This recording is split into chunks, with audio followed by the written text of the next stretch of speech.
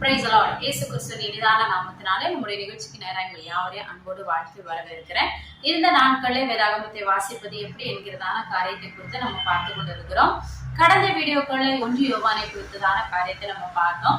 அதன் தொடர்ந்து இந்த நாள்ல 2-3 யோவானை நம்ம ஒரே வீடியோல நம்ம பார்க்க போறோம். 1 யோவான் பார்க்காதவங்க இருப்பீங்க அப்படின்னா டிஸ்கிரிப்ஷன்ல லிங்க் கொடுக்குறேன். பார்த்துட்டு நீங்க இந்த புத்தகத்தை பார்த்தீங்க அப்படின்னா நிச்சயமா உங்களுக்கு பிரயோஜனமுள்ளதா இருக்கும். நம்ம இந்த புத்தகத்தை பார்ப்பதற்கு முன்னாடி எல்லா புத்தகத்தையுமே எழுதினதான அந்த ஆத்தரை பத்தி சில காரியங்களை நம்ம பார்ப்போம். ஆனா ஏற்கனவே நம்ம யோவான் சுவிசேஷத்திலையும் 1 யோவான்லயும் யோவானை குறித்து அதிகமா நம்ம தியானித்தனால இந்த நாள்ல நான் அவரை பத்தி உங்களோட அதிகமா பேசாம இந்த புஸ்தகத்துக்கு நேரா நான் கடந்து போகிறேன். யோவானை குறித்து அறிந்து கொள்ள விரும்புறவங்க எழுதின சுவிசேஷ புஸ்தகத்தை குறித்து நம்ம பார்க்கும்போது அங்க அநேக காரியங்களை நம்ம அங்க ஷேர் பண்ணியிருப்போம். அதை பார்க்காதவங்க இருப்பீங்க அப்படின்னா டிஸ்கிரிப்ஷன்ல லிங்க் கொடுக்குறேன். நீங்க அதையும் பார்த்து விட்டு வாங்க. நிச்சயமா உங்களுக்கு பிரயோஜனமுள்ளதா இருக்கும். இந்த ஒரு சுருக்கமான ஒரு கடிதத்தை எதற்காக இந்த யோவான் எழுதுறாரு அப்படின்னு நம்ம பார்த்தோம்னா, ஆதி நூற்றாண்டுல சபைகள் நாளுக்கு நாள் பெருகி கொண்டிருந்தது. சபைய அப்படின்னு சொன்னா பில்டிங் வச்சு ஒரு தனியா ஒரு இடத்துல கூடுறாங்க அப்படின்னு இல்ல, வீட்டு சபைகள் அந்த நாட்கள்ல நாளுக்கு நாள் பெருகி கொண்டிருந்தது. எந்த அளவுக்கு உபத்திரவங்களும் பிரச்சனைகளும் கிறிஸ்தவர்களுக்கு அதிகரித்து கொண்டிருந்ததோ அதே அளவுக்கு கிறிஸ்தவமும் வளர்ந்து கொண்டே இருந்தது. எந்தெந்த டைம்ல எல்லாம் கிறிஸ்தவர்கள் நொறுக்கப்பட வேண்டும், கிறிஸ்தவர்கள் துன்புறுத்தப்பட வேண்டும், கிறிஸ்தவமே இருக்கக்கூடாது அப்படின்னு அதிகாரிகள் எழும்புகிறாங்களோ அந்த டைம்ல எல்லாமே கிறிஸ்தவம் பெருகி கொண்டேதான் இருந்ததே தவிர யாராலையுமே கிறிஸ்தவத்தையோ கிறிஸ்தவர்களையோ எதுவுமே பண்ண முடியல. அப்படிப்பட்ட ஒரு சூழல் இந்த நாட்கள்லயும் கூட கிறிஸ்தவர்களுக்கு விரோதமா அநேக ஜனங்கள் எழுந்து கொண்டுதான் இருக்கிறாங்க. ஆனாலும் கர்த்தருடைய கிருபையினால இன்றைக்கும் கிறிஸ்தவம் வளர்ந்து கொண்டேதான் இருக்குது. சரி, நம்ம இந்த புஸ்தகத்துக்கு நேரா கடந்து வருவோம். நம்ம ஏற்கனவே பார்த்தது போல ஆதி நூற்றாண்டுல ரட்சிக்கப்படுகிற ஜனங்கள் நாளுக்கு நாள் பெருகி கொண்டே இருந்தாங்க. ஆங்காங்கே வீடுகள்ல தோறும் இவங்க என்ன பண்ணாங்கன்னா கூடி ஆராதிக்க ஆரம்பிச்சுட்டாங்க. சோ வீடுகள் தோறும் ஜெப ஒரு பிரேயர் செல் போல இன்னைக்கு நம்ம சொல்லுகிற மாதிரி பிரேயர் செல் கேர் செல் போல அந்த நாட்கள்ல வீடுகள் தோறும் கூடி ஜெபிக்க ஆரம்பிச்சிட்டாங்க. அப்படி கூடி ஜெபித்து கொண்டிருந்த நாட்கள்ல ஆண்களுக்கு மாத்திரமல்ல பெண்களும் அந்த நாட்கள்ல சபைகள்ல ஒரு முக்கிய பொறுப்பு வகித்து பெண்களும் சபையில முக்கியத்துவம் வாய்ந்தவர்களா இருந்தாங்க. ஏன்னா லீதியா, பிரிஸ்கில்லா இந்த மாதிரி உள்ளவங்க எல்லாம் அந்த நாட்கள்ல இருந்த சபைகள்ல ரொம்ப முக்கியமான பொறுப்புல இருந்தாங்க அப்படின்னு சொல்லி நம்ம வேதாகமத்துல பார்க்க முடியும். சோ அப்ப மாத்திரமல்ல இன்றைக்கும் பெண்கள் ஊழியம் செய்கிறதுக்கு எந்த எதிர்ப்புமே வேதாகமத்துல நம்மளால பார்க்க முடியாது. ஏன்னா கர்த்தரே அதை அங்கீகரித்திருக்கிறார். அதனாலதான் பவுல் தன்னுடைய நிருபத்துல அவர் எழுதும் போது இப்படியான ஒரு வார்த்தையை எழுதுவாரு. கிறிஸ்துவுக்குள்ள ஆண் என்றும் பெண் என்றும் இல்ல, நாம் எல்லாரும் சமமா இருக்கிறோம் அப்படின்னு சொல்லி தன்னுடைய நிருபத்துல அப்போஸ்தலனாகிய பவுல் எழுதுவாரு. எனக்கு பிரியமானவர்களே, அதனால ஊழியம் செய்கிறது ஆணா இருந்தாலும் சரி பெண்ணா இருந்தாலும் சரி அவங்கள நடத்துகிறது யார் அப்படின்னு பார்த்தா பரிசுத்த ஆவியானவர் தான். சோ இதுல ஆண் தான் பேசணும் பெண் தான் பேசணும் அப்படின்னா எதுவுமே கிடையாது. கர்த்தருக்குள்ள எல்லாருமே சமந்தான். இந்த கடிதத்துக்கு நேரம் நம்ம வருவோம். அப்படி ஜனங்கள் என்ன பண்ணாங்கன்னா அந்த நாட்கள்ல ஸ்திரீகளும் முக்கிய பங்கு வகித்து ஊழியத்தை கர்த்தருக்குள்ள வலிமையாய் செய்து கொண்டிருந்தாங்க. அந்த சபைகளும் வளர்ந்து கொண்டிருந்தது. அப்படிப்பட்ட நாட்கள்ல சபைகள்ல போதகர்களும் இருந்தாங்க. ஆனா கூட தீர்க்கதரிசிகளும் சுவிசேஷகர்களும் என்ன பண்ணாங்கன்னா ஒரு இடத்துல இருந்து சுவிசேஷத்தை அறிவிக்கும்படியா அநேகர் வந்து கொண்டிருந்தாங்க. சபைகள் தோறும் வீடுகள் தோறும் சென்று கர்த்தருடைய சுவிசேஷத்தை அறிவித்தோம், தீர்க்க தரிசனம் உரைத்து கொண்டும் சென்று கொண்டிருந்தாங்க. அப்படி வருகிற ஜனங்களை ஸ்திரீகள்னால ரொம்ப இலகின மனசுடையவங்க. சோ அதனால எல்லாருமே நல்லா ரிசீவ் பண்ணி அவங்க எல்லாத்துக்கும் கொடுக்க வேண்டிய கனத்தை கொடுத்து அவங்கள ரொம்ப அன்பாக அவங்களை வழி நடத்தினாங்க. அவங்கள ரொம்ப அன்பா அவங்களை ஏற்றுக்கொண்டாங்க. இப்படி ஏற்றுக்கொண்டு தங்களுடைய சபைகள்ல சேர்க்கும் போது இதுல 2 பிரச்சனை மெயினா எழும்பிச்சு. என்ன அப்படின்னு பார்த்தோம் அப்படின்னா, கிறிஸ்தவ இப்படி சுவிசேஷமாய் வருகிற போது அங்க ஒரு பிரச்சனை ஏற்படுது. என்ன அப்படின்னு பார்த்தோம்னா, எல்லா சபைகள்லயுமே நடக்கிற காரியம்தான் கள்ள தீர்க்கதரிசிகளும் கள்ள சுவிசேஷகர்களும் அந்த நாட்களை எழும்பியிருந்தாங்க. அவங்களும் என்ன பண்ணாங்கன்னா இந்த வீடுகள்ல நடக்கிற சபைக்கு கடந்து வருகிறாங்க. அவங்க சுவிசேஷம் அறிவிக்கும்படியாய் வருகிறாங்க. அவங்களையும் இந்த ஸ்திரீகள் என்ன பண்றாங்கன்னா அதே அன்போடு எப்படி ஒரு கிறிஸ்துவை அறிவிக்கிற ஒரு ஊழியக்காரர்களை ஏற்றுக்கொள்வார்களோ அதே போல கள்ள தீர்க்கதரிசிகளையும் கள்ள சுவிசேஷர்களையும் அவங்க அதே மாதிரி ரிசீவ் பண்ண ஆரம்பிச்சிட்டாங்க. அவங்களையே நிறைய அன்பு செலுத்தி அவங்களுக்கும் சபையில கொடுக்க வேண்டிய எல்லா உரிமைகளையும் கொடுக்க ஆரம்பிச்சிட்டாங்க. சபையில ஒரு பொறுப்புல இருந்ததான அம்மாள் என்கிற ஒரு சகோதரி ஒரு கள்ள தீர்க்கதரிசிகள் கள்ள சுவிசேஷர்கள் என்று தெரியாம அவங்களையும் ரிசீவ் பண்ணி அவங்க சொல்றபடியே எல்லாம் இவங்களும் நடக்க ஆரம்பிச்சிட்டாங்க. சோ அப்படி நடக்கும்போது இதை கேள்விப்படுகிறதான அப்போஸ்தலனாகிய யோவான் அந்த ஸ்திரீக்கு ஒரு அறிவுரை சொல்லும்படியாக இந்த கடிதத்தை அவர் எழுதுறாரு. ஒரு பெண்ணுக்காக எழுதப்பட்ட இந்த நிருபம் தான் இந்த 2 யோவான். சோ இந்த புத்தகத்தை நம்ம எடுத்துக்கிட்டோம் அப்படின்னா வெறும் 13 வசனங்கள் மாத்திரம் தான் இருக்குது. இந்த 13 வசனங்கள்ல ஒரு ஸ்திரீக்கும் ஒரு சபைக்கும் அவர் சொல்ல வேண்டிய காரியத்தை மிக தெளிவா சொல்லியிருப்பாரு. இதுல மெயினா அவர் என்ன சொல்லுவாரு அப்படின்னா, எனக்கு பிரியமானவர்களே, ஊழியர் செய்கிற எல்லாருமே இப்படிப்பட்ட ஒரு சிந்தை உள்ளவர்களா, இப்படிப்பட்ட ஒரு தாழ்மை உள்ளவர்களா இருக்கணும்னு தான் நான் விரும்புவேன். நான் இதை வாசிக்கும் போது பர்சனலா எனக்கு ஃபீல் ஆனது அதுதான்.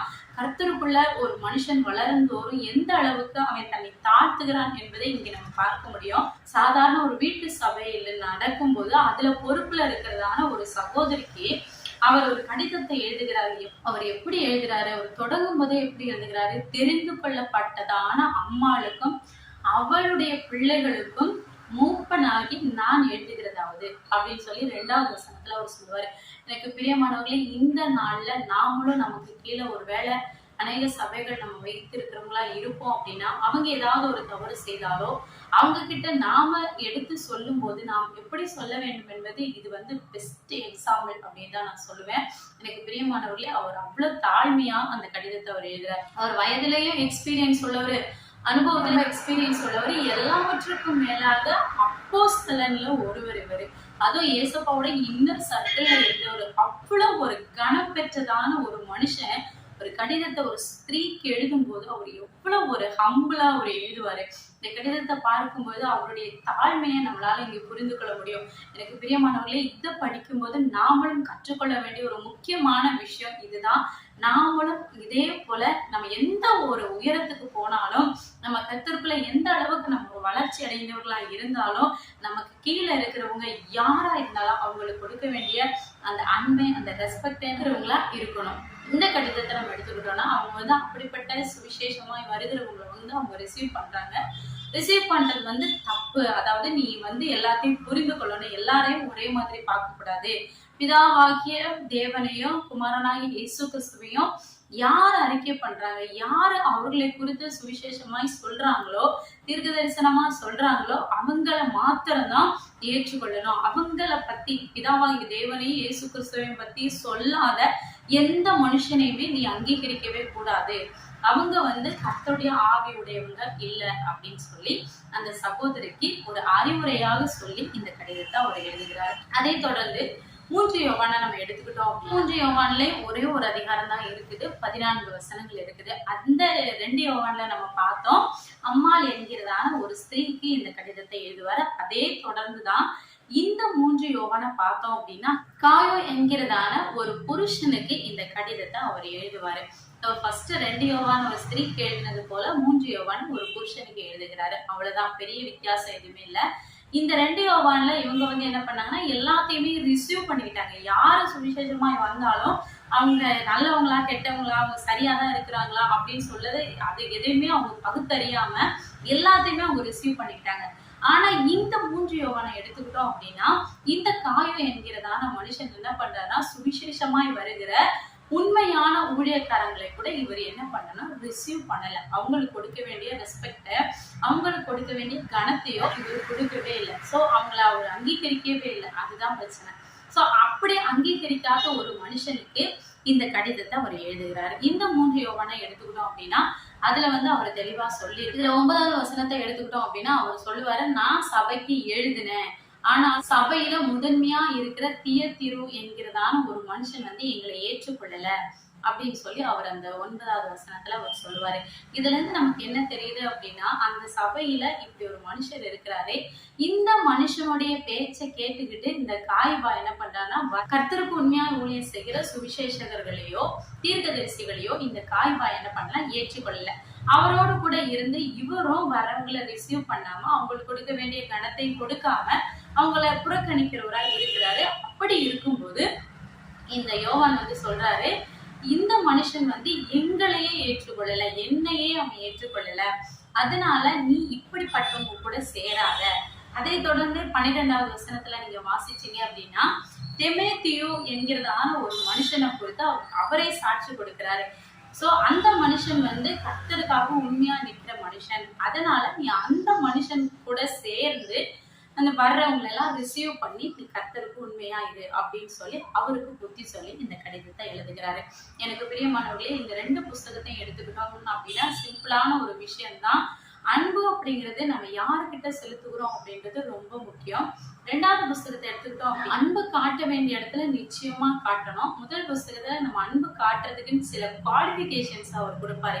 யார் யார்கிட்ட அன்பு காட்டணும், யார் யாரை ரிசீவ் பண்ணணும் அப்படின்னு சொல்லி முதல் புஸ்தகத்துல இருந்து நம்ம கற்றுக்கொள்ளலாம். அதே போல 2வது புஸ்தகத்திலையும் ஒரு உண்மையா ஊழியம் செய்கிறவங்களுக்கு கொடுக்க வேண்டிய கணத்தை நம்ம கொடுத்தே ஆகணும். அது யாரா இருந்தாலும் சரி, அவங்களுக்கு கொடுக்க வேண்டிய கணத்தை நம்ம கொடுக்கணும். அதே போல நாம யாரு கூட சேருகிறோம் அப்படிங்கிறது ரொம்ப முக்கியம். சோ இந்த 2 புஸ்தகத்தையும் எடுத்துக்கிட்டோம்னா இந்த 2 காரியத்தை மாத்திரம் தான் அவர் சொல்றாரு. அதே மாதிரி 2 புஸ்தகத்தையுமே முடிக்கும் போது அவர் சொல்லுவாரு, எழுத வேண்டிய காரியங்கள் அநேகம் உண்டு, ஆனாலும் காகிதத்தினாலும் மையினாலும் எழுத நான் விரும்பல. நான் உங்களை நேர்ல பார்க்க வரும்போது நான் இதை குறித்து நான் இன்னும் வந்துட்டு அதிகமா பேசுறேன் அப்படின்னு சொல்லிட்டு இந்த 2 புஸ்தகத்தையுமே அவர் முடிவு. பிரியமானவர்களே, ரொம்ப சின்ன புக்கு தான், ஒரு அதிகாரம் தான் இருக்குது, 13, 14 வசனங்கள் மாத்திரம்தான் இருக்குது. ஆனாலும் இதுல இருந்து நாம் கற்றுக்கொள்ள வேண்டிய காரியங்கள் அநேகமா இருக்கிறது. மெயினா இதனுடைய யோவானுடைய தாழ்மை குறித்து நம்ம ரொம்ப ரொம்ப ரொம்ப டீப்பா இதுல இருந்து நம்ம அறிந்து கொள்ள முடியும். அதே போல கீழ்ப்படிதல் உள்ளவர்களாய் நம்ம யாருக்கு கொடுக்க வேண்டிய கணத்தை நம்ம கொடுக்கிறவங்களா இருக்க, நமக்கு மேல இருக்கிறவங்களா இருந்தாலும் சரி, நமக்கு கீழே இருக்கிறவங்களா இருந்தாலும் சரி, நாம் கொடுக்க வேண்டிய கணத்தை அவங்களுக்கு கண்டிப்பா நம்ம கொடுக்கிறவங்களா இருக்கணும். அதே போல இந்த 3 புஸ்தகத்திலையும், இந்த 1 யோவான், 2 யோவான், 3 யோவான், இந்த 3 புஸ்தகத்திலுமே நாம அந்த யோவான் சொல்லுகிற ஒரு மெயினான தீம் என்ன அப்படின்னு பார்த்தோம்னா, பிதாவாகிய தேவனையும் குமாரனாகிய இயேசு கிறிஸ்துவையும் அறிக்கை பண்ணாத எந்த ஒரு ஆவியுமே அந்தி கிறிஸ்துவனுடைய ஆவியா இருக்கிறது. சோ எனக்கு பிரியமானவர்களே, இந்த நாட்கள்ல நீங்க எங்க சபைக்கு போனாலும் சரி, எங்க ஒரு கிறிஸ்தவ மீட்டிங் அப்படின்னு சொல்லி நீங்க போனாலும் சரி, அந்த இடத்துல பிதாவாகிய தேவனையும் குமாரனாகிய இயேசு கிறிஸ்துவுக்கும் முக்கியத்துவம் கொடுத்தாங்க அப்படின்னா நிச்சயமா எனக்கு பிரியமானவர்களே அது பரிசுத்த ஆவியானுடைய கூட்டம் தான். நீங்க தைரியமா நீங்க அங்க போங்க. அதை தாண்டி பிதாவாகிய தேவனுக்கும் குமாரனாகிய இயேசு கிறிஸ்துவுக்கும் கொடுக்க வேண்டிய அந்த ஒரு இம்பார்ட்டன்ஸ் கொடுக்காம தனக்கோ உலக காரியத்திற்கோ முக்கியத்துவம் கொடுக்குறாங்க அப்படின்னா எனக்கு பிரியமானவங்களே, தயவு செஞ்சு நீங்க இதை பகுத்து அறிந்து கொண்டு நீங்க அப்படிப்பட்ட கூட்டங்களுக்கு செல்லாம இருப்பதே நல்ல. இதை நான் சொல்லல, யோவான் சொல்லுகிறாரு. சோ எனக்கு பிரியமானவங்களே, நமக்கு வேதம் தான் சத்தியம். அதனால வேதம் என்ன சொல்லுதோ அதன்படி இந்த நாட்கள்ல நம்ம நடப்போம். கர்த்தர் நிச்சயமா நம்ம ஆசீர்வதிப்பாரு. தொடர்ந்து நம்முடைய சேனலை பாருங்க. இதுல உங்களுக்கு ஏதாவது சந்தேகங்கள், கேள்விகள் இருக்குமானால் கீழே ஸ்கிரீன்ல தெரிகிறதான நம்பருக்கு வாட்ஸ்அப் பண்ணியோ கால் பண்ணியோ நீங்க கேட்கலாம். உங்களுடைய கேள்விகளுக்கு நாங்க ஆன்சர் பண்ண அவளா இருக்கிறோம். இது உங்களுக்கு பிரயோஜனம் உள்ளதா இருக்கும் நான் விசுவாசிக்கிறேன். தொடர்ந்து நம்முடைய சேனலை பாருங்க, அநேகருக்கு ஷேர் பண்ணுங்க. பாக்குறதோடு நிறுத்திடாம வேதத்தை அதிகமா நீங்க தியானிங்க. நம்ம சொல்றபடியே நீங்க வேதத்தை படிச்சு வந்தீங்கன்னா இன்னும் 2 புஸ்தகம் தான் இருக்குது. புதிய ஏற்பாட்டை நம்ம முடிக்க போறோம். தொடர்ந்து நம்ம அடுத்த வீடியோல யூதா எழுதினதான பொதுவான நிருபத்தை குறித்து நம்ம பார்ப்போம். அதுக்கப்புறம் வெளிப்பாடு, அவ்வளவுதான். புதிய ஏற்பாடையே நம்ம முடிக்க போகிறோம். அதனால விசுவாசத்தோடு நீங்க வேத வாசிக்கிறதுலயும் ஜபத்திலையும் கருத்துருங்க. கர்த்தர் நம்மை ஆசீர்வதிப்பார். ஆமென். May God bless you.